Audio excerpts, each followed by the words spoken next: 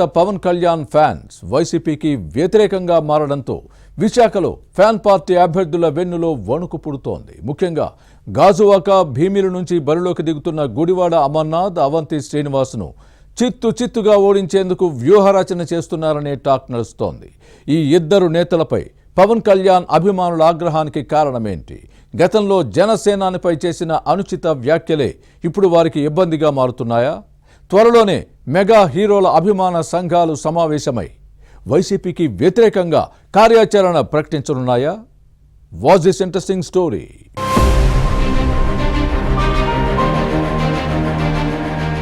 GVMC పరిధిలోని Gajuwaka, Bheemili assembly నియోజకవర్గాల్లో రాజకీయం రసవత్తరంగా మారుతోంది. మంత్రి గుడివాడ అమర్నాథ్ గాజువాక నుంచి, భీమిలి నుంచి సిట్టింగ్ ఎమ్మెల్యే, మాజీ మంత్రి అవంతి శ్రీనివాస్ వైసీపీ అభ్యర్థులుగా బరిలో దిగుతున్నారు. గుడివాడ అమర్నాథ్ అనకాపల్లి నుంచి బదిలీపై వచ్చారు. వీరిపై ప్రజలతో పాటు సొంత పార్టీ కార్యకర్తల్లోనే వ్యతిరేకత ఉందనే ప్రచారం జరుగుతోంది. అంతేకాదు, పవన్ కళ్యాణ్ అభిమాన సంఘాలు కూడా వీరి ఓటమి కోసం పనిచేయాలని డిసైడ్ అయ్యాయట. ఇందుకు కారణం లేకపోలేదు.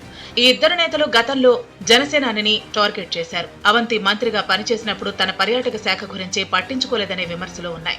అలాగే ప్రస్తుత మంత్రి అమర్నాథ్ కూడా తన పరిశ్రమలు, ఐటీ శాఖ ద్వారా 4 పరిశ్రమలు తీసుకొచ్చి యువతకు ఉపాధి కల్పించడం కంటే జనసేనాని తిట్టేందుకే ఎక్కువ ప్రాధాన్యత ఇచ్చారని చెబుతారు. తాడేపల్లి ప్యాలెస్ నుంచి వచ్చిన స్క్రిప్ట్ కి తమ సొంత కవిత్వం జోడించి జనసేనాని విమర్శించడం పవన్ కళ్యాణ్ అభిమానుల గుండెలను మండేలా చేసింది.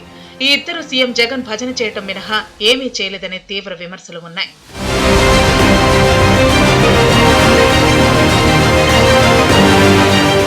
ముఖ్యమంత్రి దగ్గర మార్కులు కొట్టేయడానికి పవన్ ప్యాకేజ్ స్టార్ట్ అని ఆరోపించేవారు.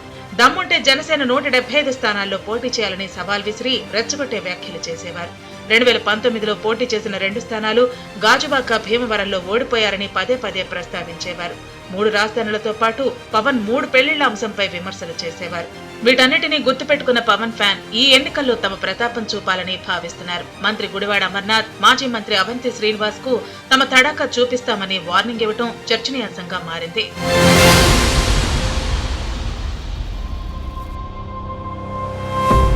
వైసీపీ నేతలు తనను వ్యక్తిగతంగా దూషించినా పవన్ కళ్యాణ్ మాత్రం సంయమనం పాటించేవారు. దీంతో జనసేనాని ఇమేజ్ పెరిగిందని చెబుతున్నారు.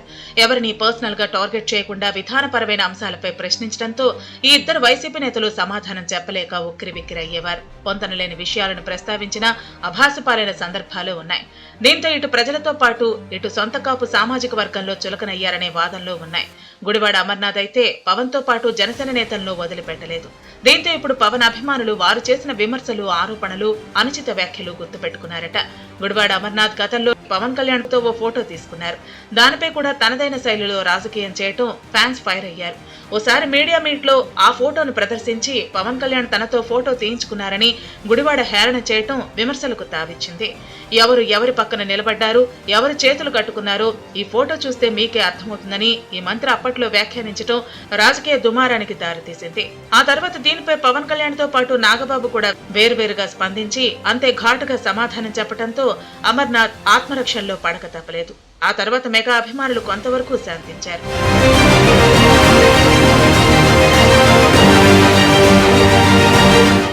ఈ ఇద్దరు నేతలు ఇప్పుడు పవన్ కళ్యాణ్ అభిమానులకు టార్గెట్ అయ్యారు.